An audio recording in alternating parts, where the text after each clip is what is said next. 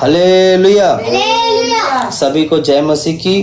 परमेश्वर ने एक और बार हम लोगों को परमेश्वर ने बहुत ही एक अच्छा मौका दिया है इस पवित्र आराधना में मिलकर आराधना करने के लिए, परमेश्वर को महिमा करने के लिए प्रभु ने मदद किया। मैं प्रभु का धन्यवाद करता हूँ।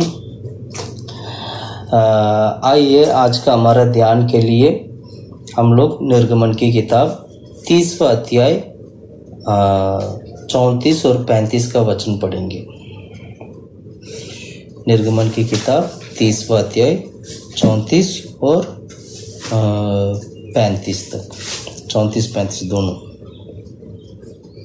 फिर यहोवा ने मूसा से कहा, बोल, नक्की और कुंदरू ये सुगंध द्रव्य शुद्ध लोबान समेत लेना। ये सब एक तोल ही हो और इनका धूप अर्थात नमक मिलाकर गेंदी की रीति के अनुसार चौका और पवित्र सुगंध द्रव्य बनाना। बस प्रार्थना करते हैं। हालेलुया। आमीन। परमेश्वर हम तारीफ करते खुदा प्रभु। हालेलुया। दिया गया इस वचन के लिए प्रार्थना करते परमेश्वर, वचन के द्वारा हम सभी से बात कर प्रभु। हालेलुया। आमीन। खुदा परमेश्वर वचन की सच्चाई की गहराई को सीखने के लिए, समझने के लिए मदद कर खुदा परमेश्वर। जितना भी भाई बहन लोग आमीन खुदा परमेश्वर हालेलुया हमारी आवाज़ को सुनते हैं परमेश्वर, उन सभी लोगों के जीवन में खुदा प्रभु इस वचन की सच्चाई की गहराई को समझने के लिए, सीखने के लिए, यीशु को पहचानने के लिए खुदा परमेश्वर उनके मन की आंखों को खोल दे परमेश्वर। हालेलुया। हमें छिपा ले खुदा प्रभु, हमें छिपा कर यीशु मसीह आप प्रकट हो खुदा प्रभु। हालेलुया। इन वचनों में हमें जो नहीं आता खुदा परमेश्वर, हमें जो समझ में नहीं आती है खुदा प्रभु, हमें खुदा परमेश्वर हर एक वचन की सच्चाई को खुदा परमेश्वर पवित्र आत्मा हम लोगों को सिखाए खुदा प्रभु। हालेलुया। पवित्र आत्मा गवाही करे खुदा परमेश्वर। प्रार्थना करते महिमा करते हैं वचन के द्वारा हमारे जीवन में भी, कलीसिया में भी, परिवार में भी खुदा परमेश्वर। हालेलुया। आपकी इच्छा पूरा होने पर यीशु के नाम से मांगते हैं खुदा प्रभु। आमीन आमीन। Hallelujah hallelujah. ये पढ़िएगा दोबारा। फिर यहोवा ने मूसा से कहा, बोल, नक्की और कुंदरू ये सुगंध द्रव्य शुद्ध लोबान समेत ले लेना। ये सब एक तोल के हो और इनका धूप अर्थात नमक मिलाकर गेंदी की रीति के अनुसार चौका और पवित्र सुगंध द्रव्य बनाना। Hallelujah hallelujah. यहाँ पर हम पढ़ते हैं पवित्र सुगंध द्रव्य बनाना। एक धूप है ये एक्चुअली। इसके बारे में अगर आप इस वचन को ढंग से पढ़ोगे, ये जो धूप के बारे में जो हम पढ़ते हैं ये बेसिकली पवित्र आत्मा को दिखाती है। किसको दिखाती है? पवित्र आत्मा को दिखाती है। पिछले कुछ हफ्तों से हम लोग इस विषय को हम ध्यान करके आ रहे हैं कि पवित्र आत्मा छाया के बारे में।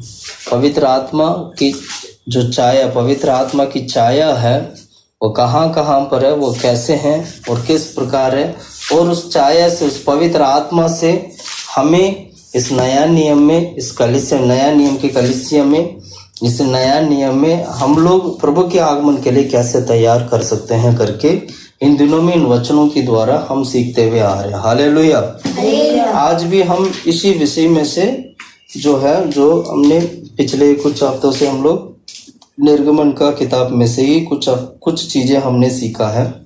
सबसे पहले वो अभिषेक कैसे बनाया जाता है, फिर परमेश्वर की मेल मिलाप की जो तंबू है, उस तंबू में पवित्र आत्मा की छाया कैसा है करके हमने देखा था। और आज हम लोग इस धूप के बारे में देखेंगे, जो सुगंध द्रव्य जो धूप है, और इसके ऊपर ये भी पवित्र आत्मा को दिखाती है, और इसमें क्या क्या चीज है और जो भी चीज इसमें है वो सभी तमाम चीजें जो भी है वो सारे कैसे किस प्रकार है, और उसकी आत्मिक अर्थ क्या है, और उन आत्मिक अर्थों के द्वारा हमारी जीवन कैसे होना चाहिए, हम कैसे प्रभु के राज्य के लिए तैयार होना चाहिए, हम कैसे इस धरती पे परमेश्वर के लिए जीवन बिता सकें, इन सभी चीजों का आज हम ध्यान करेंगे। Hallelujah hallelujah hallelujah. सबसे पहले ये जो धूप है, जो सुगंध जो द्रव्य जो धूप है, इस चीज को अच्छी तरह में सीखने के लिए ये कहाँ इस्तेमाल होता था? ये वेद की मतलब जो धूप वेदी है, जो धूप वेदी जो बोलते हैं ना, जो धूप वेदी है, वेदी धूप वेदी के ऊपर इसको रखा जाते थे। सबसे पहले आपको जानना होगा कि ये धूप जो वेदी है ये पवित्र स्थान में था, मतलब टैबरनेकल में पवित्र स्थान जो दूसरा स्थान है उस जगह पर ये वेदी हुआ करता था। ये वेदी रखा करते थे, वेदी रखा हुआ था और उसके ऊपर इस धूप को, इस सुगंध द्रव्य को डाल के, इस धूप को डाल के और उसमें से वो एक धूप निकलता था, हवा, एक धूप सुगंध एक हवा निकलता था, उसके द्वारा प्रभु की महिमा होता था। ये सभी चीजें जो भी है हम ये जो पढ़ते हैं, ये जो हम सीखते हैं, ये सभी कुछ जो है पवित्र आत्मा की छाया को ही दिखाती है।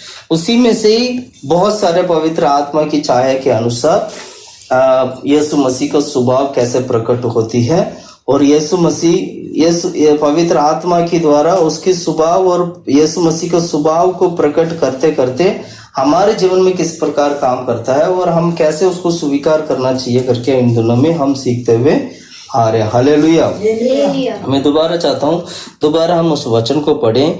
पहले तो ये सुगंध जो द्रव्य जो है ये इसको कैसे बनाया जाते हैं और इसको कैसे बनाए जाते हैं और कैसे इसका कैसे होना चाहिए, इसके बारे में अगर हम पढ़ेंगे 34वां वचन से लेके 38वां वचन तक क्लियरली लिखा है। पढ़ेंगे 34 से लेके 38 तक का वचन। फिर यहोवा ने मूसा से कहा, बोल नक्की और कुंदरू और ये सुगंध द्रव्य शुद्ध लोबान। देखिए 4 चीज था, 4 चीजों को मिलाकर उसको बनाए जाते थे। 4 चीजों को एक साथ करके, मतलब बराबर करके उसको उस वेदी के ऊपर रखा जाता था। उसमें से धूप निकलता था। और आगे पढ़ो।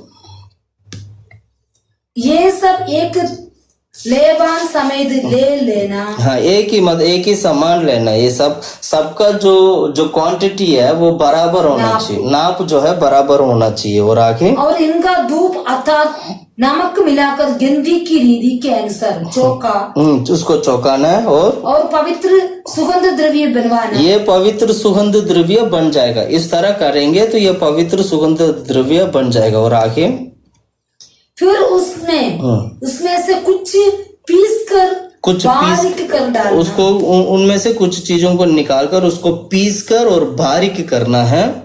और उसमें से कुछ मिलाप वाले तंबू में साक्षी पत्र के आगे जहां पर मैं तुझसे मिला करूंगा। मिलाप वाले तंबू, साक्षी पत्र का मतलब यही होता है सबसे पवित्र स्थान में साक्षी का पत्र था, जिसको कवर्नेंट बोलते हैं। वहां पर इसको ये सारा क्या नाम है, थोड़ा सा पीस के उसमें साक्षी के पत्र पर वहां पर मतलब रखना है, यही लिखा ना। 36वां वचन पढ़ो। 36। फिर उसमें से कुछ पीस कर बारीक डालना है, बारीक करना है उसको। तब उसमें से कुछ मिलाप वाले तंबू में साक्षी पत्र के आगे, मिलाप वाले तंबू साक्षी पत्र के आगे जहां पर परमेश्वर मिलते हैं, है ना। पढ़ो। मिलाप वाले तंबू साक्षी पत्र, जहां पर मैं तुझसे मिला करूंगा। जहां पर मैं तुझसे मिला करूंगा।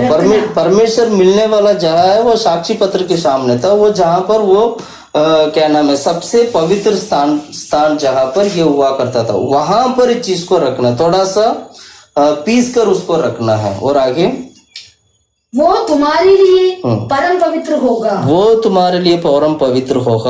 जो धूप तू बनवाएगा मिलावट में उसके समान। हाँ। तुम लोग अपने लिए और कुछ ना बनवाना, और कुछ ना बनवाना। वो तुम्हारे आगे यहोवा के लिए पवित्र होगा। जो कोई सूंघने के लिए उसके समान कुछ बनाए, वो अपने लोगों में से नष्ट किया जाए। Hallelujah, hallelujah, hallelujah. सबसे पहले जो धूप वेदी जो है, धूप वेदी के ऊपर इन चारों सामान को रख के एक द्रव्य सुगंधित द्रव्य बना जाते थे, उसमें से धूप निकलता था। इसमें चार बातों का हम देखते हैं। ये पूरा जो भी मैं जो धूप के बारे में जो मैं बोल रहा हूँ, जो सुगंध द्रव्य को जो मैं बोल रहा हूँ, ये सारे जो है पवित्र आत्मा को दिखाती है। पवित्र आत्मा पाने वाला व्यक्ति के अंदर चार चीज होना चाहिए। वही चार चीज यहाँ पर लिखा गया, जो चार बातें वो पवित्र आत्मा को पाने वाले के जीवन में होने वाली चार बातें, हम ऐसे इसको बोल सकते हैं। अब ये चार बात क्या है? अब 34वां वचन हमने पढ़ा था, चार चीज उसको मिलाना है। क्या क्या था? पढ़ो। नक्की और कुंदरू। तो पूरा वचन बोलो। फिर यहोवा ने मूसा से कहा, बोल। हाँ। नक्की और कुंदरू। बोल। नक्की और कुंदरू और लोबान, द्रव्य शुद्ध लोबान, ये चारों चीजों को मिलाकर बनाना है।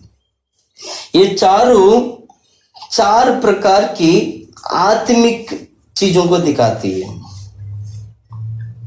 ये चारों जो चार चीज हम जो पढ़ते हैं, एक मसीह का जीवन में ये चारों स्वभाव होना बहुत जरूरी है। एक मसीह का, एक क्रिश्चियनिटी का चार ड्यूटी है। अगर मैं बोलूं तो चार ड्यूटी बोल सकता हूँ। चार ड्यूटी है जो एक मसीह का जीवन में चार ड्यूटी है, जो जिसको एक मसीह होने के नाते, एक क्रिश्चियन होने के नाते उसको निभाना जरूरी है। ये जो कुछ भी ये आत्मा की द्वारा होना चाहिए, पवित्र आत्मा की द्वारा होना चाहिए। ये बात बहुत ही क्लियर है। हालेलुया। अब वो चार आत्मिक रीति से अगर देखा जाए, हमने उसमें पढ़ा था, बोल पढ़ा था, नक्की पढ़ा था, कुंदरू पढ़ा था और लोबान पढ़ा था। ये चारों चार चीजों को दिखाती है। सबसे पहले विनती को दिखाती है, दूसरा प्रार्थना को दिखाती है, तीसरा निवेदन को दिखाती है, चौथा धन्यवाद को दिखाती है। मैं दोबारा बोल रहा हूँ, जो बोल है वो विनती को दिखाती है, जो नक्की है वो पवित्र प्रार्थना को दिखाती है, कुंदरू है वो निवेदन को दिखाती है, लोबान है वो धन्यवाद को दिखाती है। धन्यवाद बोल सकते हैं, स्तुति बोल सकते हैं, प्रभु की स्तुति करना। दोबारा मैं बोल रहा हूँ, बोल है विनती को दिखाती है, नक्की है प्रार्थना को दिखाती है, और कुंदरू है निवेदन को दिखाती है, जो सुगंधायक जो लोबान है वो धन्यवाद या स्तुति को दिखाती है। Hallelujah, hallelujah. तो हमेशा जब भी 34वां वचन आप पढ़ते हो तो उस बगल में लिख लेना, पहला तीमोथी का किताब 2 अध्याय पहला वचन को दिखाती है।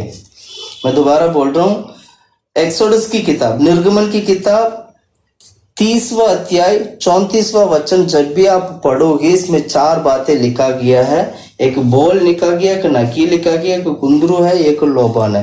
ये चारों चार सच्चाई को दिखाती है। एक है विनती को दिखाती है, दूसरा प्रार्थना को दिखाती है, तीसरा निवेदन को दिखाती है, चौथा धन्यवाद या स्तुति को दिखाती है। इसीलिए 34वां वचन जब पढ़ते वक्त उसका बगल में आप लिख लीजिएगा, पहला तीमोथी का किताब 2 अध्याय पहला वचन, क्योंकि उस वचन में ये चारों बात लिखा गया है। पहला तीमोथी का किताब 2 अध्याय पहला वचन, आप उस वचन को पढ़िएगा। पहला तीमोथी की किताब 2 अध्याय पहला वचन अगर हम पढ़ेंगे तो उसमें यही मिलेगा आपको। विनती के बारे में मिलेगा, प्रार्थना के बारे में मिलेगा, निवेदन के बारे में मिलेगा, धन्यवाद के बारे में मिलेगा, यानी प्रभु का स्तुति करने के बारे में मिलेगा। पढ़ो। अब मैं सबसे पहले ये आग्रह करता हूँ, मैं ये आग्रह करता हूँ कि विनती और प्रार्थना और निवेदन और धन्यवाद मनुष्यों के लिए किया जाए। सब मनुष्यों के लिए किया जाए, मतलब क्रिश्चियनिटी का ड्यूटी है। एक मसीह होने के नाते हमारा एक ड्यूटी है कि हम विनती करें, प्रार्थना करें, निवेदन करें और धन्यवाद करें या स्तुति करें। एक मसीह का ड्यूटी है, प्रतिदिन करने वाला ड्यूटी है। ये वही कर सकता है जिसने पवित्र आत्मा को पाया है, क्योंकि पवित्र आत्मा पाने वाला व्यक्ति का जीवन में ये बोझ आएगा कि वो विनती करे, बोझ आएगा कि वो विनती करें। पवित्र आत्मा पाया है इसलिए वो उसको बोझ आएगा, वो प्रार्थना करें और वो प्रार्थना करेगा। बोझ आएगा निवेदन करें, वो निवेदन करेगा। बोझ आएगा धन्यवाद करें, स्तुति करें, तो जरूर वो धन्यवाद भी करेगा, स्तुति भी करेगा। इसीलिए एक मसीह होने के नाते पवित्र आत्मा पाया हुआ हर एक व्यक्ति, जो पवित्र आत्मा की छाया है, हम विनती करना चाहिए। पवित्र आत्मा की छाया है, हमें प्रार्थना करना चाहिए। पवित्र आत्मा की छाया है, हमें निवेदन करना चाहिए। पवित्र आत्मा की छाया है, धन्यवाद करना चाहिए। प्रिय भाइयों बहनों, मैं कहना चाहता हूँ, पुराने नियम की संत लोग पवित्र आत्मा की छाया को देखा है, पर नया नियम की संत लोग पवित्र आत्मा को पाया है। वो छाया नहीं, पवित्र आत्मा की द्वारा इन सभी तमाम चीजों को वो करता है। पुराने नियम में तो बोल चढ़ाए जाते थे, धूप चढ़ाए जाते थे, है ना, बलि चढ़ाए जाते थे, लेकिन नया नियम में ऐसा नहीं है। नया नियम में हमारे लिए बलि जो हुआ है वो यीशु मसीह है।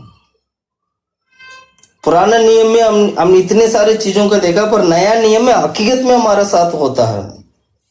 पुराने नियम अगर मैं कहूं तो पुराने नियम की संत लोगों से बढ़कर नया नियम की, मतलब यीशु के बाद जो संत लोग हैं, नया नियम की जो संत लोग हैं, वो काफी धन्य लोग हैं, क्योंकि नया नियम की संत लोगों को अनुग्रह मिला है।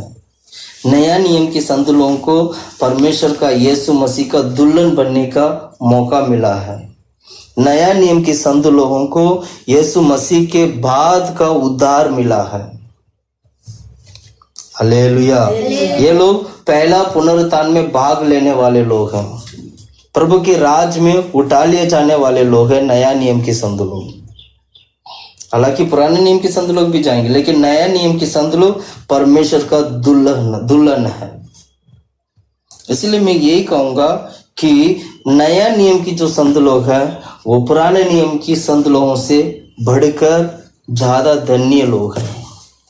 आज आप मेरा वचन को सुनते हैं, मेरा इस बात को समझते हैं, सुनते हैं, तो आप प्रभु के लिए धन्य होना चाहिए, क्योंकि प्रभु ने आपको धन्य बनाया है। प्रभु परमेश्वर ने आपको पुराने नियम के संत लोगों से बढ़कर नया नियम के संत लोग में प्रभु ने जोड़ दिया है हम लोगों को। हम इस विषय के लिए प्रभु का धन्यवाद करना चाहिए। पुराने नियम में व्यवस्था था, पर नया नियम में व्यवस्था नया नियम में भी व्यवस्था, ऐसे नहीं है, नया नियम में भी व्यवस्था है। जो 10 व्यवस्था को जो हम पढ़ते हैं, कमांडमेंट्स, 10 कमांडमेंट्स को पढ़ते हैं, उस 10 कमांडमेंट्स को यीशु मसीह ने 2 कमांडमेंट्स में बदल दिया था, 2 व्यवस्था में बदल दिया था। इसलिए यीशु ने कहा था वो परमेश्वर के साथ प्रेम करना, दूसरा बोला औरों के साथ प्रेम करना। प्रेम ही कमांडमेंट है।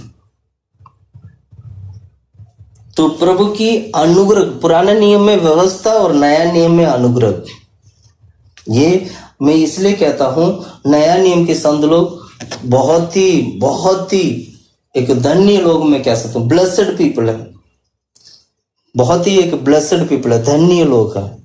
Hallelujah, hallelujah, hallelujah. तो हमें सीखना क्या चाहिए?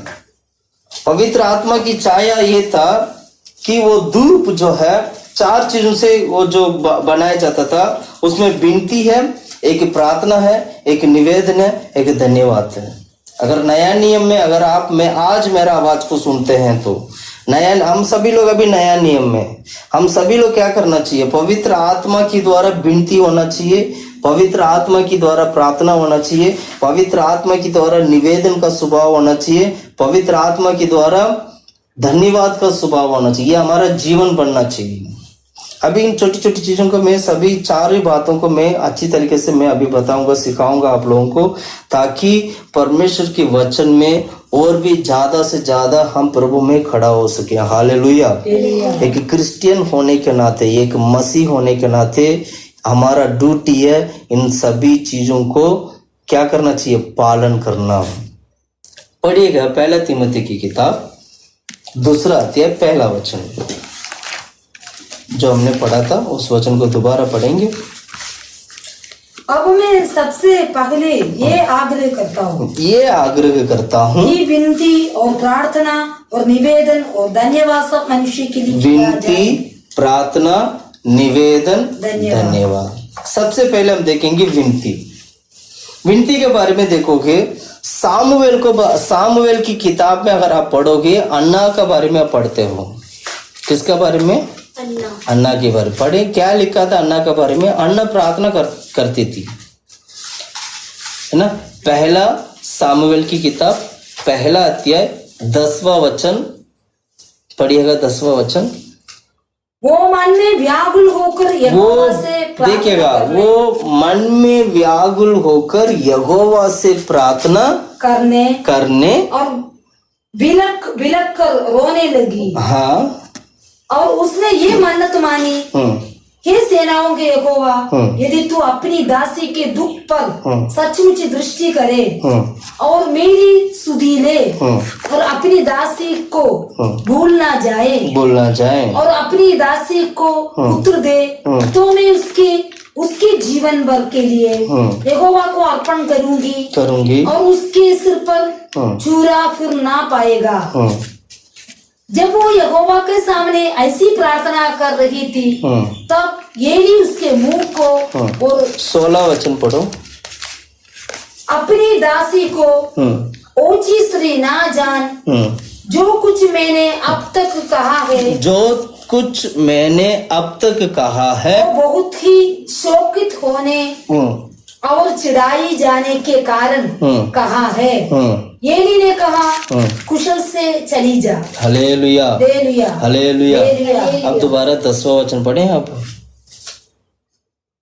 वो मन में व्याकुल होकर यहोवा से प्रार्थना करने और भिलक कर रोने लगी। बस विनती का मतलब यही है कि बहुत ही व्याकुल होकर प्रभु की भवन में बैठकर प्रभु से विनती करना। क्या बोला मैंने? बहुत ही व्याकुल होकर परमेश्वर से क्या करना है? विनती करना। विनती करने के मतलब मैंने पहले भी बोला, एक मसीह का ड्यूटी है ये विनती करने का स्वभाव। प्रभु से अगर कोई व्यक्ति परेशान है, कोई बीमार है, हमारा ड्यूटी बनता है, हम मसीह होने के नाते ये हमारा ड्यूटी है, क्योंकि पवित्र आत्मा को पाया गया व्यक्ति वो चुप नहीं बैठेगा, औरों के लिए भी प्रार्थना करेगा, अपने लिए भी प्रार्थना करेगा, क्योंकि पवित्र आत्मा विनती करने की आत्मा है। वो पवित्र आत्मा की स्वभाव ये है, वो विनती करती है, लोगों के लिए विनती करती है। आगे मैं बताऊंगा इन सारे बातों को। लोगों के लिए वो विनती करती है, सभी पवित्र लोगों के लिए, सभी संत लोगों के लिए, पवित्र लोगों के लिए वो विनती करती है। अन्ना के समान हमें प्रार्थना करना है, व्याकुल होकर मन में इतना प्रार्थना करना, रो रो के प्रार्थना करना। क्या ये विनती करने का स्वभाव हमारे जीवन में है? ये प्रार्थना करने के स्वभाव, दानियल के बारे में भी पढ़ोगे ना, दानियल भी ऐसी ही प्रार्थना करता था। दानियल इस्राएल के लिए, अपने लिए वो प्रार्थना करता था, सभी पाप की क्षमा के लिए उसने प्रार्थना किया, छुटकारे के लिए प्रार्थना किया। दानियल की किताब 9वां अध्याय 16 से लेकर 20 तक का वचन में पढ़ोगी तो ये बात लिखा गया है। दानियल की किताब 9वां अध्याय 16 से लेकर 20 तक की वचन अगर हम पढ़ेंगे, उस वचन में यही लिखा, विनती करने वाला बने। हमारे लिए पवित्र आत्मा विनती करता है तो हम भी विनती करने का स्वभाव हमारे जीवन में आए। हमारे लिए पवित्र आत्मा विनती करता है, यीशु मसीह हमारे लिए विनती करता है। हमारे लिए विनती करने वाले हैं तो हम भी क्या करना चाहिए? हमारे आसपास रहने वाले लोग, हमारे रिश्तेदार लोग, हमारे जानने वाले लोग, हमारे साथ जो रहने वाले गरीब लोग हैं, जिनके पास कुछ भी नहीं है, जिनकी जरूरत है, उन लोगों के लिए प्रभु की हजूरी में बैठकर अन्ना की तरह, दानियल की तरह में प्रार्थना करने वाला बने। प्रार्थना करने का स्वभाव हमारे जीवन में आना चाहिए, विनती करने का स्वभाव आना चाहिए। आपकी जीवन में पवित्र आत्मा नहीं है तो समझ लीजिएगा अब विनती करने का स्वभाव भी आपका जीवन में नहीं आएगा। पवित्र आत्मा इसलिए हमें पाना चाहिए क्योंकि विनती करने का स्वभाव हमारे जीवन में आए। पवित्र आत्मा जिसका जीवन में होगा, पवित्र आत्मा की तरह वो भी औरों के लिए विनती करने का स्वभाव रखेगा। पवित्र आत्मा पाया गया व्यक्ति विनती करने का मतलब एक दूसरे लोगों के लिए प्रार्थना करना, और इतना ही नहीं जो क्या कहते हैं कई प्रकार की पापों में जालों में फंसे हुए लोगों को छुड़ाना, ये विनती है। ये उनको छुड़ाकर लेके आना, सुसमाचार सुनाना, ये विनती है। ये स्वभाव किसका जीवन में है? एक मसीह होने के नाते ये ड्यूटी है हम लोगों का, पवित्र आत्मा की स्वभाव हमारे जीवन में आए। ये ड्यूटी है, आप औरों के लिए विनती करें जैसे पवित्र आत्मा आपके लिए विनती करता है। आप पढ़िएगा एफेसियों की किताब 6 का 18 वचन। एफेसियों की किताब 6 अध्याय 18 वचन, 6 का 18। हर समय और हर प्रकार से आत्मा में प्रार्थना, हर समय हर प्रकार से आत्मा में प्रार्थना और विनती करते रहो। आपकी प्रार्थना आत्मा में हो, और प्रार्थना हो और आत्मा विनती भी हो। आत्मा में प्रार्थना करना है, आत्मा में विनती भी करना है। प्रभु से मांगना है, प्रभु उन्हें बचा, प्रभु इन्हें बचा, प्रभु ऐसे कर, प्रभु वैसे कर। कोरोना जैसे बीमारी की हम विनती कर सकते हैं, प्रभु इस बीमारी से बचा। आजकल टिटिया जो क्या नाम है, वो एक छोटा सा जो कीड़े है, उसको क्या करना चाहिए? उसके लिए प्रार्थना करना है। अभी कुछ दिन से हम भूकंप की झटका देखते हैं, दिल्ली में भूकंप की झटका आ रहा है। कितनी सारी बातें हमें विनती करना है, हमें परमेश्वर से। कोरोना जैसे बीमारी के लिए विनती करना है। लोगों के हाथ में पैसा नहीं है, विनती करना है। कितने सारे मजदूर लोग हैं, पैदल ही अपने घर चले गए, उनके लिए विनती करना है। आर्थिक स्थिति कितना गिरा हुआ है, उसके लिए विनती करना है। ये वही कर सकता है जो आत्मा में प्रार्थना करता है। प्रिय भाइयों बहनों, मैं कहना चाहता हूं, क्या आपकी प्रार्थना आत्मा में होती है? क्या आप आत्मा में प्रार्थना करते हो, या नाम के लिए थोड़ी देर बैठकर प्रार्थना करते हैं? हम प्रार्थना आत्मा में होना चाहिए। प्रार्थना करते वक्त आत्मा अगुवाई करना है, क्योंकि पवित्र आत्मा की स्वभाव है ये विनती करने का स्वभाव। अगर आप आत्मा में भरकर प्रार्थना करोगे, जैसे पवित्र आत्मा विनती कर पिता परमेश्वर से प्रार्थना करते हैं, वैसे ही हम भी पवित्र आत्मा की तरह विनती करने वाला स्वभाव हमारे जीवन में आएगा। हालेलुया। उस वचन को तो पूरा पढ़ेंगे हम लोग। 18 वचन, एफेसियों की किताब 6 अध्याय 18 वचन। हर समय और हर प्रकार से आत्मा में प्रार्थना। हर समय हर प्रकार से, मतलब ये इसके लिए कोई समय नहीं है, इसके लिए कौन सा प्रकार है करके कुछ नहीं है। बाइबल क्या कहती है? हर समय प्रार्थना करना है, हर प्रकार के लिए प्रार्थना करना है। मतलब इसमें कोई एक्सक्यूज नहीं है ना। और कैसे प्रार्थना करना है? प्रार्थना और विनती करते रहो, लगातार करते रहना। और इसीलिए जागते रहो कि सभी पवित्र लोगों के लिए लगातार देखो, जागते रहो, पवित्र लोगों के लिए लगातार विनती किया करो। हालेलुया। हम लोग है ना, जागकर प्रार्थना करने का स्वभाव नहीं है। जागकर प्रार्थना करना मतलब देर रात तक प्रार्थना करना, या लगातार, जरूरी नहीं है रात को ही दिन में भी पूरा दिन बैठकर प्रार्थना कर। अगर एक दिन अगर आपके पास मिलता है तो आप उस दिन को सही तरीके से आत्मा में इस्तेमाल करना। ये स्वभाव हमारे जीवन में आना चाहिए। ये विनती का स्वभाव है, ये पवित्र आत्मा का स्वभाव है। ये स्वभाव हमारे जीवन में जब हम आत्मा में भरकर हम प्रार्थना करेंगे, पवित्र आत्मा की तरह हमारे जीवन में भी परमेश्वर कार्य करेंगे। हालेलुया। पवित्र लोगों के लिए लगातार प्रार्थना करना, पवित्र लोग कलीसिया में आने वाला हर एक व्यक्ति के लिए प्रार्थना करना, ये ड्यूटी है। मैं दोबारा बोल रहा हूँ, ये क्रिश्चियनिटी होने के नाते, मसीह होने के नाते, ये हमारे ऊपर आया गया एक ड्यूटी है कि हम विनती करें औरों के लिए, संत लोगों के लिए प्रार्थना करें, पवित्र लोगों के लिए प्रार्थना करें, बीमार व्यक्ति के लिए प्रार्थना करें, पाप में फंसा हुआ व्यक्ति के लिए प्रार्थना करें, विधवा के लिए प्रार्थना करें, गरीब के लिए प्रार्थना करें। ये हमारे जीवन में क्या होना चाहिए? ये स्वभाव हमारे जीवन में आना चाहिए। इसलिए हम तकना नहीं चाहिए, इसलिए प्रार्थना में तकना नहीं है। हम ज्यादातर क्या होते हैं, तक जाते हैं प्रार्थना करते करते, कितना अधेर प्रार्थना कर दिया। छोटे बच्चे कहते हैं तक जाते हैं, जवान लड़के लड़कियां कहते हैं तक जाते हैं।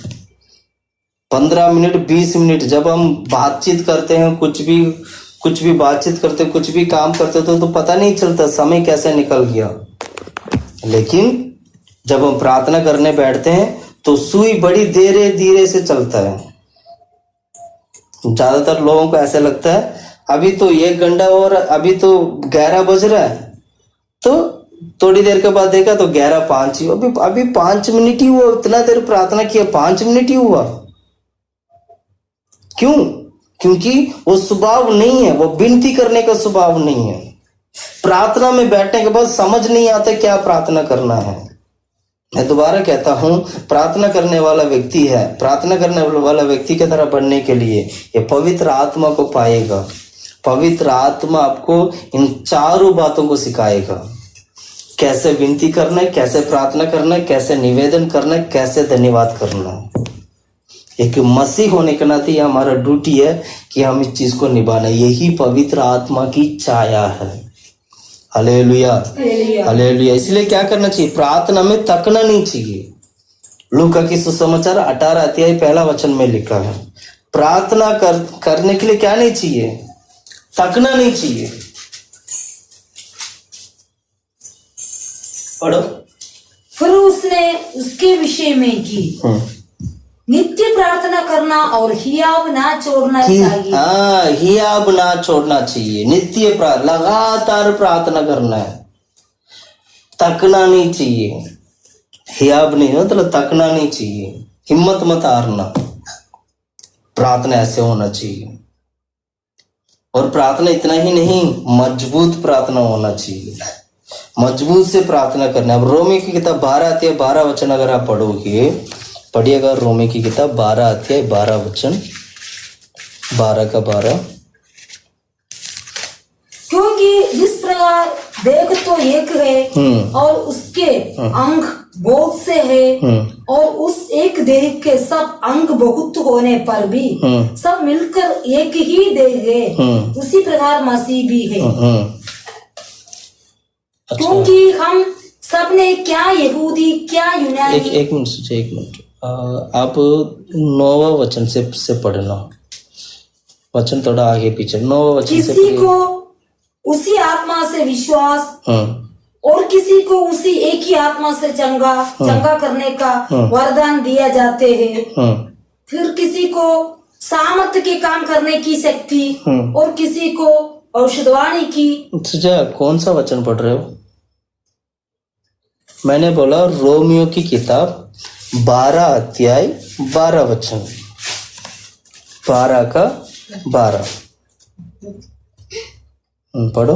आशा में आनंदित रहो। हाँ, यही वचन था, पढ़ो, दोबारा पढ़ो। रोमियो की किताब, एक मिनट, रोमियो की किताब 12 अध्याय 12 वचन है ना, ये वचन पढ़ो। क्लेश में स्थिर रहो। दोबारा पढ़ो। आशा में आनंदित रहो। क्लेश में स्थिर रहो। क्लेश में स्थिर रहो। प्रार्थना में नित्य लगे रहो। प्रार्थना में नित्य लगे रहो। इसलिए तकना नहीं चाहिए, प्रार्थना में नित्य लगातार लगे रहो। प्रार्थना का अंत मत करना, हमारी प्रार्थना का अंत नहीं होना चाहिए, लगातार करते जाना। इसको बोलते हैं अंत नहीं करना है प्रार्थना को। प्रिय भाइयों बहनों, आपकी प्रार्थना का अंत नहीं होना चाहिए, आपकी प्रार्थना समाप्त नहीं होना चाहिए, लगातार आपके जीवन में प्रार्थना लगातार होना चाहिए। आज आप मसीह में हैं, आज आप प्रार्थना में हैं, आप जब तक आप जीवित रहेंगे तब तक जहां कहीं पे भी रहोगे, जहां कहीं पे भी आप जीवन बिताओगे, मैं कहना चाहता हूं मसीह होने के नाते और आत्मा में प्रार्थना लगातार करते रहना है। ये विनती का स्वभाव है या पवित्र आत्मा का स्वभाव है जो विनती है, हमें इसको सीखना चाहिए। Hallelujah, hallelujah, hallelujah. उसमें दूसरा पॉइंट हमने देखा था नकी मतलब प्रार्थना जीवन को दिखाती है। प्रार्थना सबसे पहले हमने विनती देखा था, अब दूसरा है, उस दूसरा पॉइंट क्या है? पहला तीमुथी की किताब 2 अध्याय 1 वचन में दूसरा पॉइंट क्या है? प्रार्थना। पढ़ो पहला तीमुथी की किताब 2 अध्याय 1 वचन।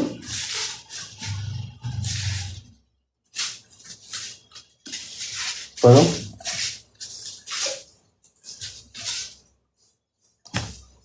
और प्रार्थना और निवेदन और धन्यवाद सब मनुष्य के लिए किया करते हैं। इसमें दूसरा पॉइंट हम यही पढ़ते हैं कि प्रार्थना, ये प्रार्थना भी वही है आत्मा की द्वारा करने वाली प्रार्थना। पवित्र आत्मा पाने वाला व्यक्ति विनती करता है और प्रार्थना करता है। प्रार्थना करने के लिए, मैं प्रार्थना के बारे में अगर मैं बताऊं, मैं एक विधवा के बारे में मैं बताना चाहता हूं, है ना। विधवा के बारे में लिखा, देखिएगा पहला तीमुथी की किताब, उसी किताब में पहला तीमुथी की किताब 5वां अध्याय हम 3 वचन से पढ़ते हैं, 3 से 5 तक का एक विधवा के बारे में लिखा। पढ़िएगा 3 से लेके 5 तक। उन विधवाओं का जो सचमुच विधवा है, जो उन विधवाओं का जो सचमुच विधवा है, आदर कर और उसका आदर कर। और यदि किसी विधवा के बच्चे या नाती पोते हो तो वे पहले अपने ही घराने के साथ भक्ति के बर्ताव करना। भक्ति की बर्ताव, विधवा का स्वभाव यह है कि वो भक्ति का बर्ताव करें। एक विधवा का स्वभाव, एक सच्चा विधवा जो होते हैं वो उसका आदर करना चाहिए और उसकी स्वभाव है भक्ति का व्यवहार करें। और आगे, तो वो पहले अपनी घराने के साथ भक्ति का बर्ताव करना, अपने माता पिता आदि को उनका हक देना सीखे। एक दोबारा पढ़ो। यदि किसी विधवा के बच्चे या नाती पोते हो तो वे पहले अपने ही घराने के साथ भक्ति का बर्ताव करना। अपनी घराने के साथ भक्ति का व्यवहार करना है और अपने माता पिता आदि को उनका हक देना उनका हक देना सीखे, क्योंकि ये परमेश्वर का बाता है। जो सचमुच विधवा है और उनकी कोई नहीं, वो परमेश्वर पर आशा रखती है और रात दिन विनती और प्रार्थना में लोलीन रहती है। रात दिन विनती और प्रार्थना में लोलीन रहती है। Hallelujah, hallelujah. एक विधवा की स्वभाव यही है कि रात दिन प्रार्थना में विनती में लगे लोलीन रहती है। विधवा होने के नाते वो अकेली रहती है, विधवा होने के नाते कोई साथ में नहीं है, इसलिए वो क्या करती है? रात दिन परमेश्वर के साथ संग रहने का स्वभाव में आ जाती है। इसलिए रात दिन प्रार्थना में और विनती में लोलीन रहती, लगे रहती है। उसका जीवन यही है। प्रिय भाइयों बहनों, मैं कहना चाहता हूं हमें एक विधवा की तरह हमारा स्वभाव होना चाहिए। हमारी स्वभाव एक विधवा की तरह बनना है। विधवा की स्वभाव क्या है? वो एक भक्ति, उसका जीवन में भक्ति आ जाता है और भलाइयों को याद करती है ना। और दूसरा फिर क्या करती है? प्रार्थना में लगातार बने रहती है। क्या करती है? प्रार्थना में लगातार, क्योंकि उसका भरोसा केवल परमेश्वर है। ये विधवा इसलिए इतना प्रार्थना करती है क्योंकि उसका जीवन में पवित्र आत्मा है। प्रिय भाइयों बहनों, मैं कहना चाहता हूँ, सभी विधवाओं के लिए कहना चाहता हूँ, सभी भाई बहनों के लिए मैं कहना चाहता हूँ इस बातों को कि हम प्रार्थना लगातार करने वाले बने, पवित्र आत्मा को पा लीजिएगा, पवित्र आत्मा की स्वभाव में आ जाइएगा। पवित्र आत्मा की स्वभाव यही है, प्रार्थना करना, विनती करना, औरों के लिए प्रार्थना करना, विनती करना। इतना ही नहीं, हम लूका की सुसमाचार में एक विधवा के बारे में पढ़ते हैं। लूका की सुसमाचार आ जाएगा 2 अध्याय 37वां वचन अगर आप पढ़ोगे,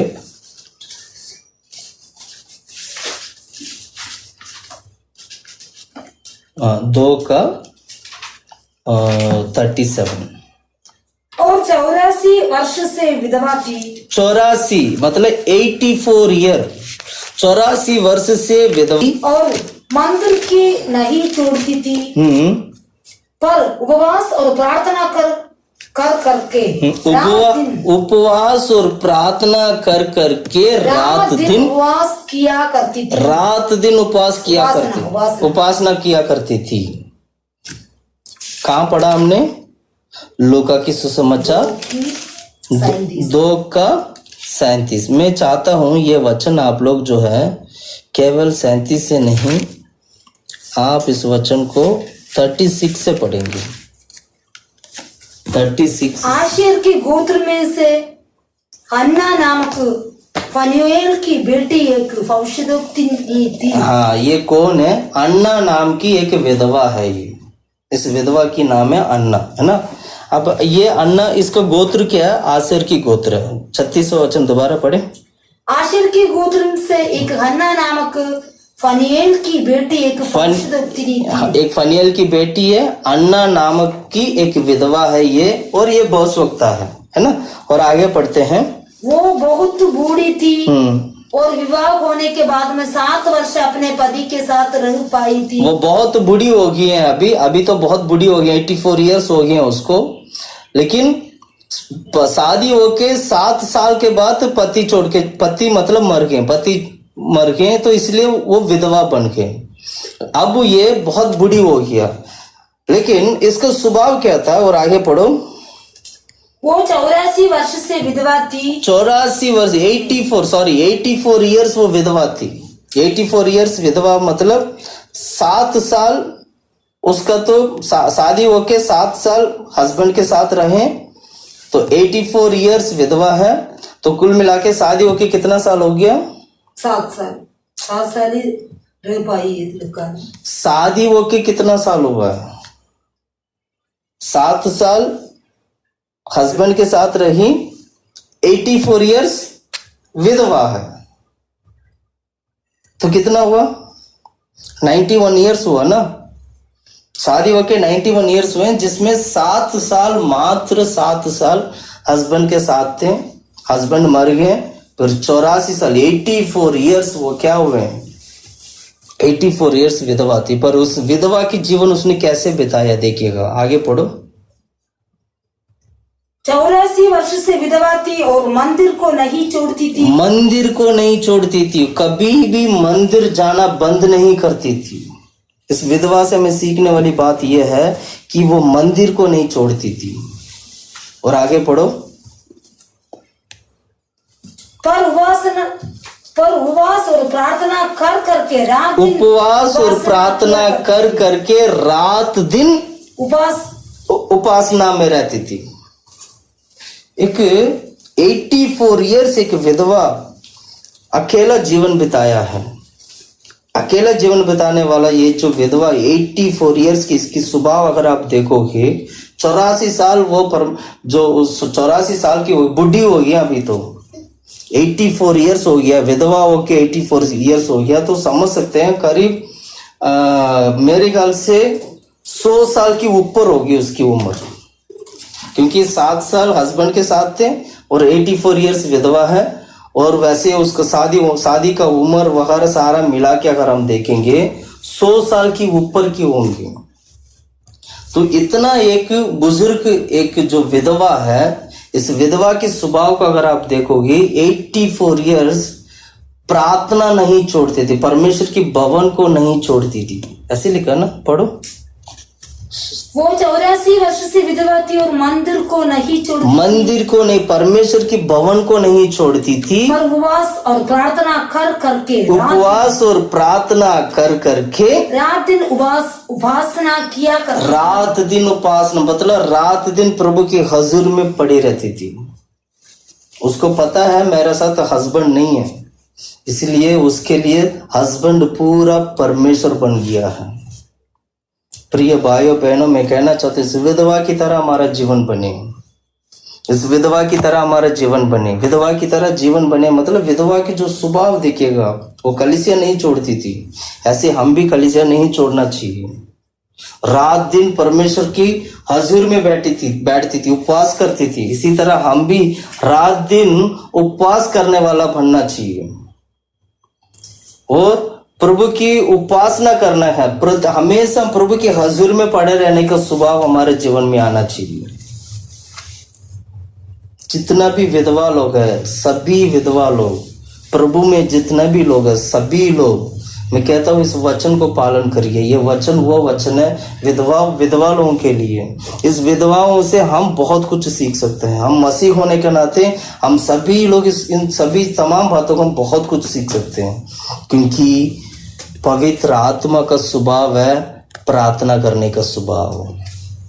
पवित्र आत्मा प्रार्थना करने का स्वभाव रखती है, इसलिए पवित्र आत्मा की छाया अगर मैं बोलूं तो वो प्रार्थना है। पवित्र आत्मा की छाया अगर मैं बोलूं तो क्या है? प्रार्थना है। हालेलुया। अभी हमने 2 पॉइंट देखा था, एक विनती देखा था, दूसरा प्रार्थना देखा था। एक मसीह होने के नाते इस दोनों चीजों का हमारे जीवन में हम क्या करना चाहिए? इसको लगातार करना चाहिए। तीसरा है निवेदन। निवेदन का मतलब क्या है? निवेदन का मतलब क्या है? निवेदन करना। मैं आपसे निवेदन करता हूं, प्लीज इसको ऐसे करिए। ये निवेदन का स्वभाव किसको है? पवित्र आत्मा के अंदर ये निवेदन करने का स्वभाव भी है। हमने 1 तीमोथी में जो पढ़ा था, 1 तीमोथी 2 अध्याय 1 वचन में निवेदन भी हमने पढ़ा था। एक मसीह होने के नाते आपको निवेदन करने का स्वभाव आपका जीवन में होना चाहिए। यही पवित्र आत्मा का छाया है। निवेदन के बारे में अगर मैं बताऊं, मूसा और आरोन निवेदन करते थे, प्रार्थना के द्वारा प्रभु से निवेदन करते थे। हम 1-2 वचन पढ़ते हैं, आपको और थोड़ा सा अच्छी तरह ये बात समझ में आ जाएगा। निर्गमन की किताब नहीं, गिनती की किताब 16 अध्याय, गिनती 16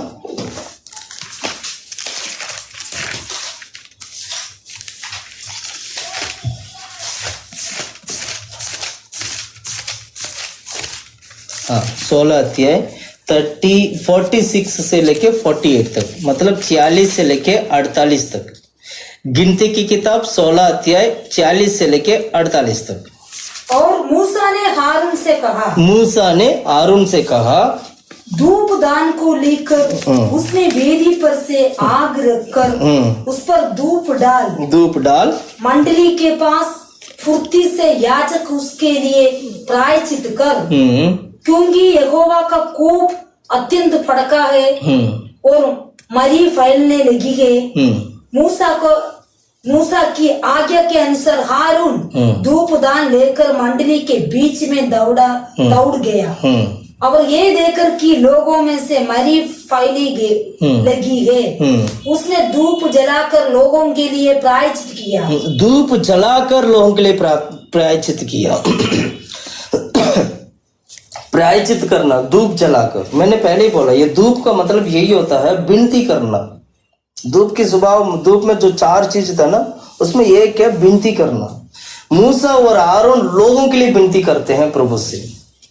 प्रायश्चित किया और आगे, और वो मूर्ति और जीवित के मध्य में खड़ा हुआ। तब मरी दम गई। मरी मतलब महामारी थम गई, मतलब रुक गया। जो महामारी जो आया है वो रुक गया। अब ये कौन कर रहे हैं? मूसा और आरोन मिलकर लोगों के लिए प्रभु से क्या कर रहे हैं? विनती नहीं, निवेदन कर रहे हैं। एक विनती के निवेदन भी एक विनती की तरह ही है। निवेदन करना मतलब एप्लीकेशन। हाँ, प्रभु इस महामारी से बचा, अपनी लोगों के लिए वो प्रार्थना कर रहे हैं, सारे संसार के लोगों के लिए। वो कह रहे हैं वो ये इस धूप को लेकर तुम चलो और वेदी के पास जाओ, उसको जड़ा। उस वचन को पूरा पढ़िएगा, आप पूरा अच्छी तरीके से आपको समझ में आ जाएगा। 40 से हम दोबारा पढ़ते हैं इस वचन। और मूसा ने हारून से कहा, हाँ, धूपदान को लेकर उसने वेदी पर से धूपदान को लेकर, इस धूपदान में यही चीज है, जो धूपदान में जो हमने जो 4 चीज पढ़े थे वही 4 चीज उसमें डाला गया धूप के लिए। आगे बढ़ो। धूपदान को लेकर वेदी पर से आग रखकर, वेदी पर आग रखकर उस पर धूप डाल, मंडली के पास फुर्ती से जाकर उसके लिए प्रायचित कर, क्योंकि यहोवा का कोप अत्यंत भड़का है। प्रायचित मतलब पाप की क्षमा के लिए प्रायचित करना।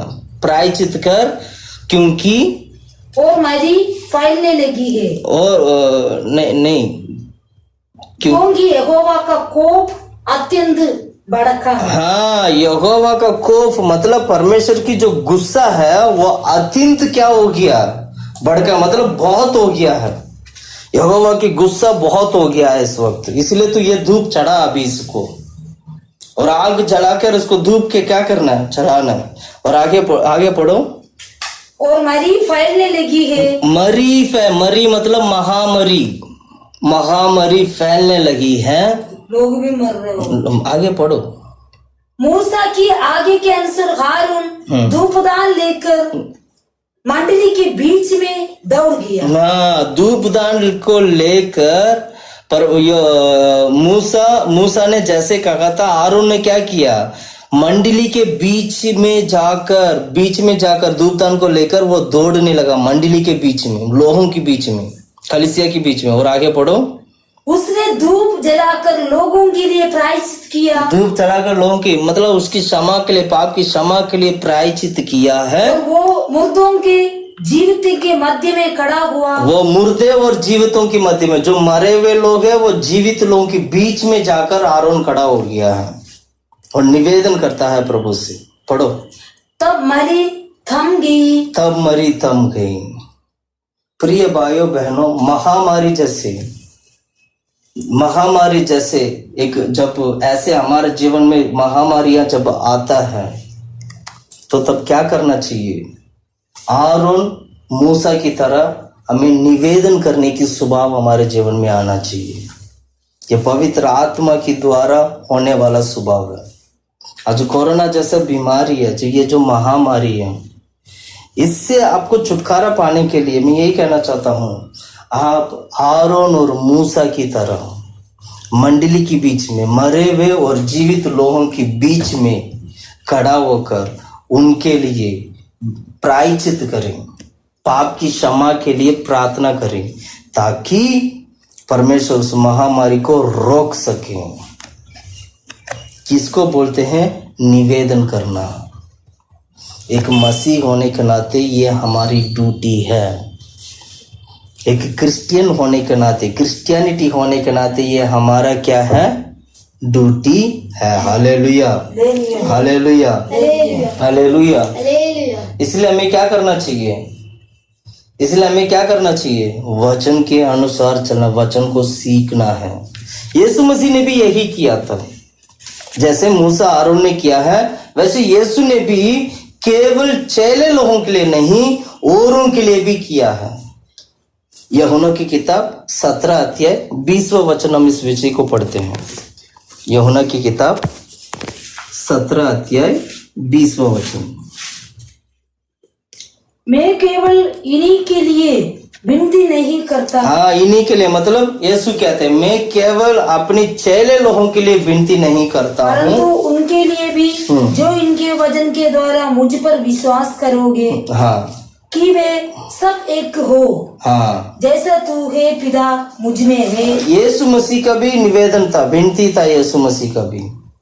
इसी तरह हमारा जीवन बनना चाहिए। Hallelujah, hallelujah. इसलिए अब यीशु मसीह ने निवेदन किया, विनती किया, तो क्या पवित्र आत्मा नहीं किया होंगे? आज भी पवित्र आत्मा करते हैं। मैं उसके लिए भी बताता हूँ वचन। रोमे की किताब 8वां अध्याय 26 और 27 वचन अगर आप पढ़ेंगे तो उसमें पवित्र आत्मा के बारे में आप पढ़ सकते हो। पवित्र आत्मा में कैसे विनती करना है, पढ़िएगा। रोमे की किताब 8वां अध्याय। इसी रीति से आत्मा भी हमारी दुर्बलता में सहायता करता है। इसी रीति से आत्मा भी, मतलब पवित्र आत्मा भी हमारी दुर्बलता में सहायता करता है, क्योंकि हम नहीं जानते हैं कि प्रार्थना किस रीति से करना चाहिए। हमें नहीं पता कि प्रार्थना किस रीति से करना चाहिए, परंतु आत्मा आप ही ऐसे आगे भर भर कर जो बयान से बाहर है हमारे लिए विनती करता है। ये जो हम जो सांस लेते हैं ना, ऐसे जब हम जैसे दौड़ते हैं, दौड़ते वक्त क्या होता है, दौड़ने के बाद सांस फुला के हम लोग क्या करते हैं, रुक जाते हैं, ऐसे करके थक जाते हैं। इसी तरह पवित्र आत्मा क्या करती है, ऐसे सांस भर भर के हमारे लिए विनती करते हैं। सांस भर के हमारे लिए पवित्र आत्मा विनती करते हैं। प्रिय भाइयों बहनों, क्या ये स्वभाव आपका जीवन में है? क्या इस स्वभाव के साथ हम जीवन बिताते हैं? क्या ये स्वभाव हमारे जीवन में है? अगर नहीं है तो आज ही प्रार्थना कर इसको पाने की इच्छा रखिएगा। मैं दोबारा पढ़ना चाहता हूँ रोमी की किताब 8वां अध्याय 26 और 27 वचन। दोबारा पढ़ें। इसी रीति से आत्मा भी हमारी दुर्बलता में सहायता करता है, क्योंकि हम नहीं जानते कि प्रार्थना किस रीति से करना चाहिए, परंतु आत्मा आप ही ऐसी आंखें भर कर जो बयान से बाहर है हमारे लिए विनती करता है। और मनों का जांचने वाला जानता है कि आत्मा की मनसा क्या है, क्योंकि वो पवित्र लोगों के लिए परमेश्वर की इच्छा के अनुसार पवित्र लोगों के लिए पवित्र आत्मा विनती करती है। परमेश्वर की इच्छा के अनुसार पवित्र लोगों के लिए पवित्र आत्मा निवेदन करते हैं। ये होते हैं प्रार्थना, ऐसे होती है प्रार्थना। हमारी प्रार्थना विनती निवेदन होने वाली प्रार्थना होना चाहिए। लगातार प्रार्थना करना चाहिए, विनती करना चाहिए, निवेदन करना चाहिए। क्यों? क्योंकि पवित्र आत्मा भी यही करते हैं। आरोन और मूसा भी ने भी यही किया है, यीशु मसीह ने भी यही किया है। आज हम प्रभु में हैं, आज हम परमेश्वर की सच्चाई को जानते हैं। अगर सच्चाई नहीं पता होता शायद हम प्रार्थना नहीं करते। अगर सच्चाई नहीं पता होता शायद हम पवित्र आत्मा को नहीं पाया होते। आज प्रभु के अनुग्रह से, प्रभु की दया से प्रभु ने आपको सच्चाई दिया है, प्रभु ने आपको उद्धार दिया है, परमेश्वर ने आपको अनुग्रह किया है। इसलिए क्या करना चाहिए? परमेश्वर की सच्चाई के अनुसार पवित्र आत्मा ने जैसे किया है वैसे हम भी विनती करने का स्वभाव रखें। औरों के लिए प्रार्थना करिएगा, संत लोगों के लिए प्रार्थना करिएगा जैसे पवित्र आत्मा करते हैं, क्योंकि परमेश्वर की इच्छा के अनुसार पवित्र आत्मा काम करते हैं। Hallelujah, hallelujah. परमेश्वर हमारे लिए परमेश्वर क्या करते हैं? निवेदन करते हैं, विनती करते हैं। पढ़िएगा, एक और वचन में पढ़ाना चाहता हूँ आप लोगों को। इब्रानियों की किताब 7वां अध्याय 25वां वचन। इब्रानियों की किताब, इब्रानियों 7 का 25 पढ़िएगा। उसमें 7 का 25। इसलिए जो उसके द्वारा परमेश्वर के पास आते हैं, जो उसके द्वारा परमेश्वर के पास, मतलब यीशु मसीह के द्वारा, पवित्र आत्मा के द्वारा परमेश्वर के पास आते हैं, वो उनका पूरा पूरा उद्धार कर सकता है, वो उनका पूरा पूरा उद्धार कर सकता है, क्योंकि वो उनके लिए विनती करने को सर्वदा जीवित है। क्योंकि उनके लिए विनती करने के लिए वो सर्वदा जीवित परमेश्वर है। Hallelujah, hallelujah, hallelujah. हम कभी कभी सोचते हैं कि परमेश्वर हमें हाथ छोड़ दिए। कभी कभी परेशानी, मुसीबत, बीमारी जब आते वक्त हम सोचते हैं कि परमेश्वर ने मुझे हाथ छोड़ दिया। प्रिय भाइयों बहनों, मैं कहना चाहता हूँ, अगर ऐसे सोच है तो मैं आपके लिए ये बात स्पेशली कहना चाहता हूँ, परमेश्वर आपको लगातार आपके लिए प्रभु से विनती मांगते हैं। परमेश्वर लगातार आपके लिए प्रभु से निवेदन करते हैं कि प्रभु इन्हें बचा, प्रभु इन्हें छुड़ा, प्रभु इनकी जरूरतों को पूरा कर। परमेश्वर इन लोगों से बात कर प्रभु करके वो हमेशा वो विनती करते हैं। वो सर्वशक्तिमान परमेश्वर है, क्योंकि हमने यीशु मसीह के द्वारा, हम लहू के द्वारा हम प्रभु के राज में जाने वाले लोग हैं। पवित्र आत्मा हमारे लिए 24 घंटा हमारे लिए क्या करते हैं? संत लोगों के लिए, पवित्र लोगों के लिए परमेश्वर की इच्छा के अनुसार वो विनती करते हैं, निवेदन करते हैं हमारे लिए। वह सर्वदा जीवित, इतना ही नहीं जीवित है परमेश्वर। हमारा परमेश्वर जीवित परमेश्वर है। यीशु मसीह जीवित है, सर्वदा हमेशा के लिए क्या है? वो जीवित है। हालेलुया। ये लिखा ना, पढ़ो उस वचन को, दोबारा पढ़ो। इसलिए जो उसके द्वारा परमेश्वर के पास आते हैं वो उनका पूरा पूरा उद्धार कर सकता है, वो पूरा पूरा उद्धार कर सकता है, क्योंकि वो उनके लिए विनती करने को सर्वदा जीवित है। उनके लिए विनती करने को सर्वदा जीवित है। प्रिय भाइयों बहनों, मैं कहना चाहता हूँ, यीशु मसीह वो है, हमें विनती हमारे लिए विनती कर हमें छुड़ाने के लिए वो सर्वदा जीवित परमेश्वर है। ये है वो यीशु मसीह। यीशु मसीह वो है, वो हमारे लिए विनती कर हमें छुड़ाने के लिए सर्वदा जीवित है। इसलिए यीशु मरने के बाद दोबारा जी उठा, इसलिए जी उठा ताकि आपके लिए, मेरे लिए, चाहे वो पवित्र आत्मा हो, चाहे वो यीशु मसीह हो, हमेशा विनती करे, सर्वदा जीवित है। सोच के देखिएगा परमेश्वर हमें कितना प्यार करते हैं। देखिए परमेश्वर कैसे हमारे ऊपर अनुग्रह किया, क्योंकि पहले से ही परमेश्वर की योजना था कि यीशु मसीह धरती पे आना है। पहले से ही परमेश्वर की योजना था कि यीशु मसीह हमारे लिए आकर वो विनती करना है। यशायाह की किताब में लिखा है, यशायाह की किताब में अगर आप पढ़ोगे उसमें यही लिखा है, 53 अध्याय 12 वचन में अगर आप पढ़ोगे, 53 का 12, यशायाह की किताब 53 अध्याय 53 का 12 वचन। इस कारण मैं उससे महान लोगों के संग भाग दूंगा, कारण में और वे सामर्थियों की संग लूट बांट लेगा। अच्छा, कौन सा वचन पढ़ रहे हो? 53 का 12। 53 का जो वचन है ये यीशु मसीह के बारे में ही है। ये सारा जो भी अध्याय है, ये पूरा अध्याय यीशु मसीह के बारे में है, उसका मृत्यु के बारे में। हाँ, अब आखिरी वचन जो 12 वचन है वो पढ़ो।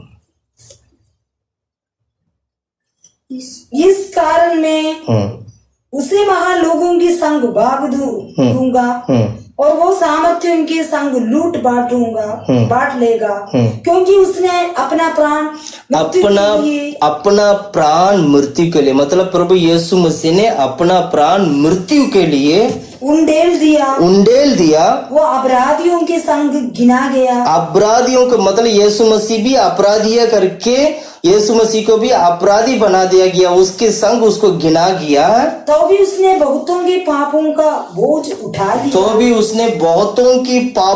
बोझों को प्रभु यीशु मसीह ने क्या कर दिया? उठा लिया। उन्होंने अपराधी हो गया करके उन्होंने सोचा नहीं, मैं अपराधी हो गया हूं करके नहीं सोचा। हालांकि उन्होंने कोई अपराधी नहीं थे यीशु मसीह के ऊपर, लोगों ने उसको अपराधी बना दिया गया था। फिर भी यीशु मसीह ने क्या किया? सभी लोगों की पापों को उठा लिया और अपराधियों के लिए विनती करता है। उसी अपराधियों के लिए विनती करता है। इसलिए यीशु मसीह, जब यीशु मसीह को क्रूस पर चढ़ा रहे थे ना, कितना सताया गए थे यीशु मसीह को। उस यीशु मसीह को अपराधी ठहरा गए थे, सताए गए थे, अपराधी ठहराए गए थे। फिर भी यीशु मसीह ने क्या प्रार्थना किया पता? प्रभु इन्हें माफ कर, इन्हें ये नहीं पता ये क्या कर रहे हैं। ये होते हैं छुड़ाने वालों की प्रार्थना। एक अच्छा सच्चा छुड़ाने वाला व्यक्ति का प्रार्थना ऐसे होता है।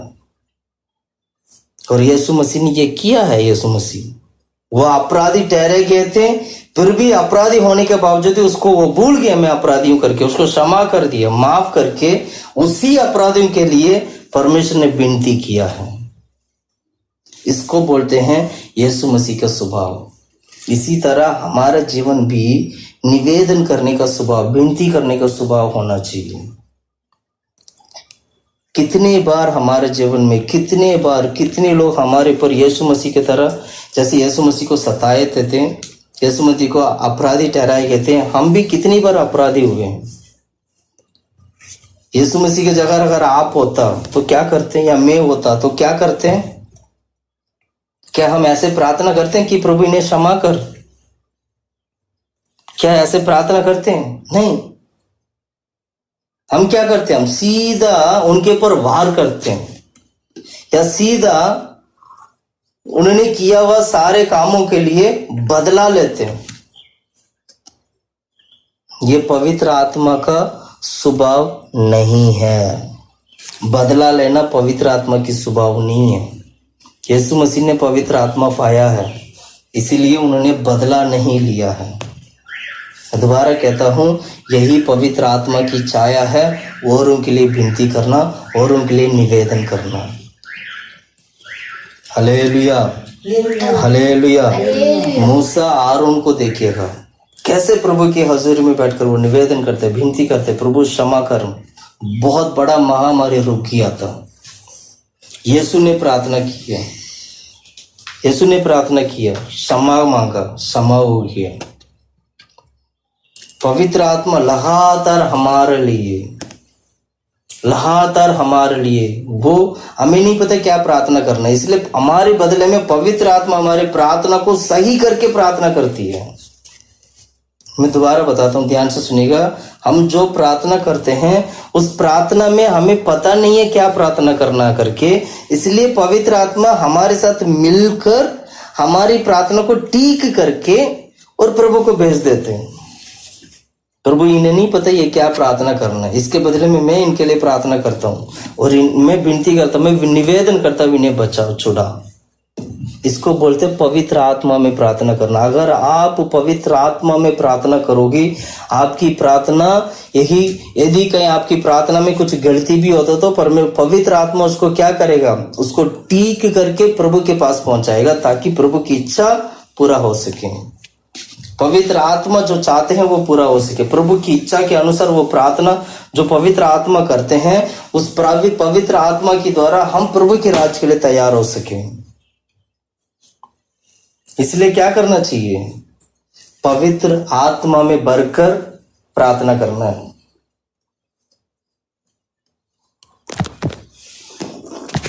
Hallelujah, hallelujah.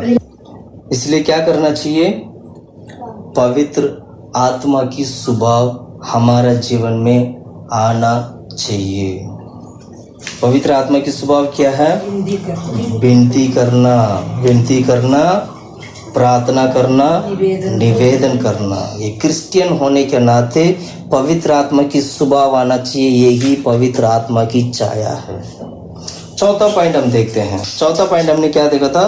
स्तुति करना या धन्यवाद करना। यही पढ़ा था ना, स्तुति करना या धन्यवाद करना। Hallelujah, hallelujah.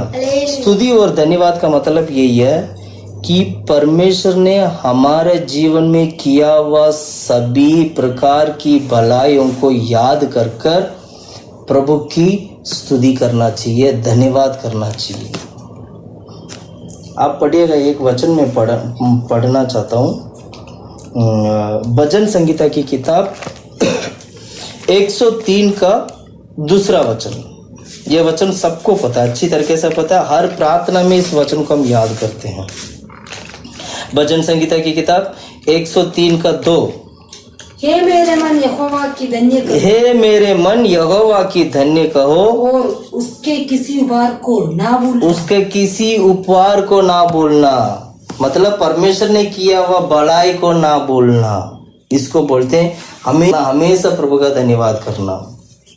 ये प्रार्थना हम अक्सर हर प्रार्थना में ये करते हैं, प्रभु आपने किया हुआ भलाई को हम नहीं भूलेंगे। इसका मतलब यही हुआ, आपने किया हुआ हमारे जीवन में किया हुआ हर एक भलाई को हम नहीं भूलेंगे, हम उन सभी भलाई को हम नहीं छोड़ेंगे, नहीं भूलेंगे, हमेशा मन में रखेंगे, हमारी आत्मा मन में रखेगा। हील करना, पढ़ो, पहला वचन से पढ़ो।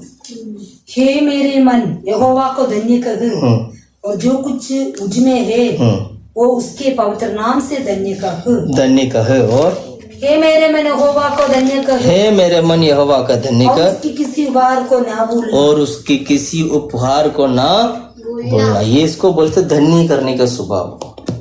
एक मसीह होने के नाते, एक क्रिश्चियन होने के नाते, एक मसीह का जो ड्यूटी है धन्य करने का स्वभाव। Hallelujah, hallelujah, hallelujah.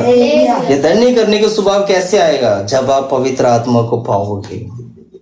ये धन्य करने के स्वभाव में कैसे सिद्ध बनोगे? जब पवित्र आत्मा को पाओगे।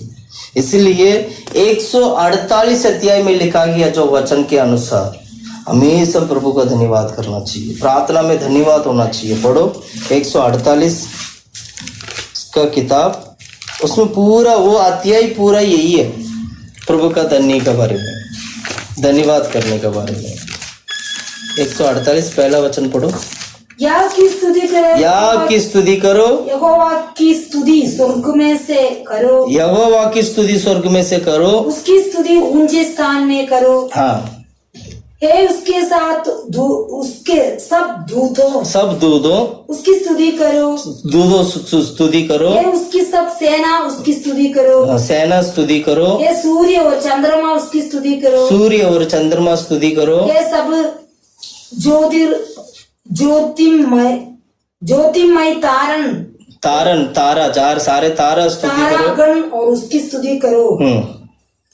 के सबसे ऊंचे आकाश स्तुति करो। आकाश के ऊपर वाले जल, आकाश के ऊपर जो रहने वाला जो जल है वो स्तुति करो, उसकी स्तुति करो। और यहोवा के नाम की स्तुति करें, यहोवा की नाम पर स्तुति करें, क्योंकि उसी ने आज्ञा दी और ये सृजे गए। ये प्रभु ने आज्ञा दिया, ये सब सृष्टि हुआ है, इसलिए तुम सभी लोग क्या करना? प्रभु की स्तुति करना। और उसने उनको सदा सर्वदा के लिए स्थिर किया है और ऐसी विधि ठहराई, ऐसे विधि ठहराई है कभी जो टलने नहीं। हाँ, ये टलेगा नहीं, कभी नहीं टलेगा। और इस पृथ्वी में से यहोवा की स्तुति करो, पृथ्वी में से, अब पृथ्वी में से सारे यहोवा की स्तुति करो। हे मगरमच्छ और गहरे सागर, हे अग्नि और ओले, और हिम और कुहरे। हाँ, हे उसका वचन मानने वाली प्रचंड बयार। हे पहाड़ी और सब टीलों, हे फलदारी वृक्षों और सब देवदारों। हाँ, ये सारा पृथ्वी की चीजें, ये सारे पृथ्वी की चीजें प्रभु का स्तुति करें। हे वन पशुओं और सब घरेलू पशुओं, हे रेंगने वाले वस्तुओं और हे पक्षियों, हे पृथ्वी के राजा, राज्य के सब लोग, राज्य के सभी लोग, हे हकीम और पृथ्वी के सब न्यायियों, सभी न्यायियों मतलब न्याय करने वाला सारा जजेस, जवानी और कुमारी, हे पूर्णियों और बालकों, पूर्णिय मतलब जो बुजुर्ग है और बालक है। यहोवा के नाम की स्तुति करो, यहोवा के नाम पर स्तुति करो, महान है केवल उसी का नाम, प्रभु यहोवा का नाम महान है। और ऐश्वर्य पृथ्वी पर आकाश के ऊपर है। हाँ, ऐसे पृथ्वी पर आकाश के ऊपर तक है प्रभु का ऐश्वर्य, पृथ्वी और आकाश के ऊपर है। हाँ, उसने अपनी प्रजा के लिए एक स्वर्गीय ऊंचा किया है, परमेश्वर की महिमा पृथ्वी के ऊपर है, उसका ऐश्वर्य पृथ्वी के ऊपर है, और इसका सींग हाँ इसका सींग ऊंचा किया है। सींग ऊंचा किया है। ये उसके सब भक्तों के लिए अर्थात इसराइलियों के लिए और उसके समीप रहने वाली प्रजा के लिए स्तुति करने का विषय है। याग की स्तुति करें, याग की स्तुति करो। Hallelujah, hallelujah. ये स्वभाव हमारे जीवन में आना चाहिए। आकाश की सारे चीजें स्तुति करना है, धरती में जितना भी है सभी चीजें स्तुति करना है। स्तुति करने का स्वभाव हमेशा हमारे जीवन में, क्योंकि परमेश्वर भी चाहते हैं हम परमेश्वर को हमेशा स्तुति करें। प्रभु चाहते हैं। कहाँ लिखा है ये वचन? पहला थिस्सलुनीके की किताब 5:18 में पढ़ेंगे। परमेश्वर की इच्छा है कि हम प्रभु का स्तुति करें। पढ़ो, पहला थिस्सलुनीकियों की किताब 5:18।